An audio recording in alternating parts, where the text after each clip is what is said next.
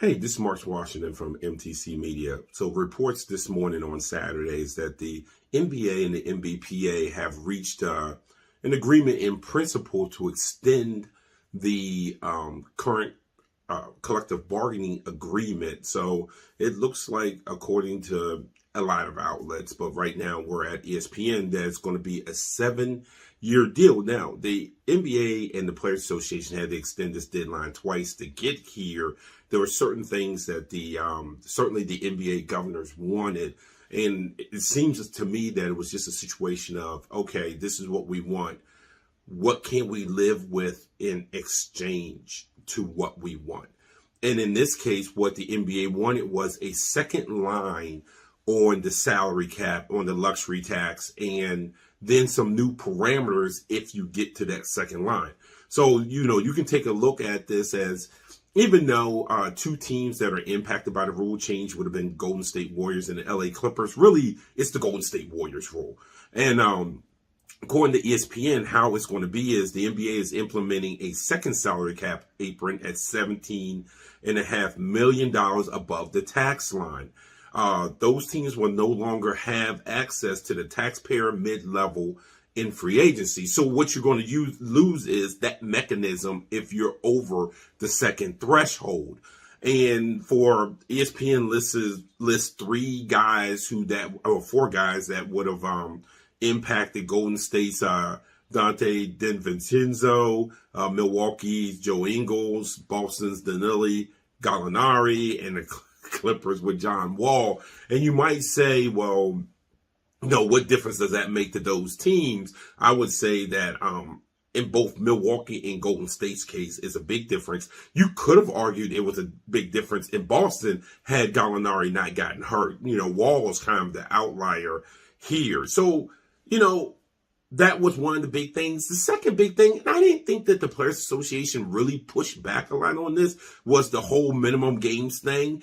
If you want to be eligible for awards and it's at 65 games, which still allows for organizations to build in rest days for players, which I have no problems with, simply because in today's basketball, NBA basketball, anyone with an elongated schedule, you're going to have that. It's in Major League Baseball. Obviously, in baseball, it's a lot with pitchers, inning counts, pitch counts and stuff. Much more stringent, much more calculated, much more scientific based than it was in the 80s when they had pitchers throwing until their arms fell off. So I have no problems with the scheduled rest days.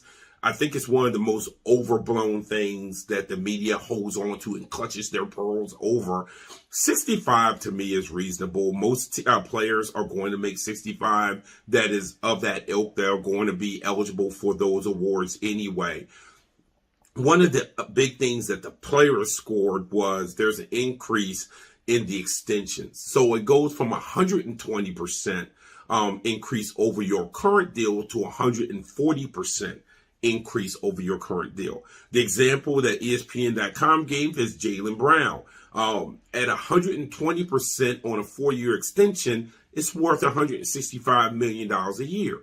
At 140% on that same extension, now we're looking at $189 million a year. So that's obviously an extra $24 million. So for the players, hey, you're getting something in return. It's the same thing for Sabonis out there in the Kings. He also stands to benefit from this. And then probably one of the little things that for someone like me, it's not a little thing. For a lot of people, it is. There is going to be another two-way contract that will be added that players and teams can use. And I think that is huge. I think it's huge for the NBA G League and its viability. The NBA G League has been so good to the NBA. I don't think a lot of people notice how good it's been. Toronto Raptors have lived off of their G League team. That's how good that's been. So I think that is good for the league. And also the mid-season tournament, blah, blah, blah. Players will get, I think, $500,000 per player or something like that if you win it. I really want to see how that is structured once the deal is actually finalized and some parameters are put in. Really before commenting on that. But if you're an NBA fan, and certainly I am, this was good news this morning. I thought the players once again had to give. They had to give, but this has been the last probably 6 or 7 CBA agreements they've had to give back. I don't think that people understand that back in the 80s, 90s, players were getting 57% of basketball related income. The players, for as much as we talk about player empowerment, which is a load of garbage, the players are now down in the low 40s. Every CBA, the players have given back money. So think about that before you, player empowerment. It's not player empowerment. What is it, player empowerment when you're giving back money? Get out of here. But it's great for the NBA to come up with a deal. We'll see how that mid-season tournament works. I hope it's not something that's hokey. But the rest is probably good for the league. So good for both sides at getting this done. This is Marcus Washington.